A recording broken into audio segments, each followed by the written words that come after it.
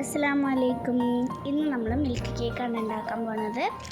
ആദ്യം 2 കോഴിമുട്ട ബീറ്റ് ചെയ്തെടുക്കുക. അതിന് ശേഷം കുറച്ച് വാനില എസൻസ് ഇട്ട് കുറച്ച് ബീറ്റ് ചെയ്തെടുക്കുക. പിന്നെ പഞ്ചസാര. അത് കഴിഞ്ഞപ്പോൾ ഞങ്ങൾ പിന്നെ അതിലേക്ക് കുറച്ച് മൈദപ്പൊടി ഇട്ട് നല്ലോണം അരച്ചെടുത്തിട്ട് വേണം നമ്മൾ അത് കഴിഞ്ഞിട്ട് നമ്മൾ സ്പാച്ചല കൊണ്ട് മിക്സ് ചെയ്ത് കൊടുത്തു. നല്ലോണം വേണം മിക്സ് ചെയ്യാൻ. കുറച്ച് നേരം നല്ലോണം മിക്സ് ചെയ്തിട്ട് അത് ഒന്ന് പാനിലേക്ക് പയ്യെ ഒന്ന് ഒഴിച്ച് കൊടുക്കാം കേട്ടോ.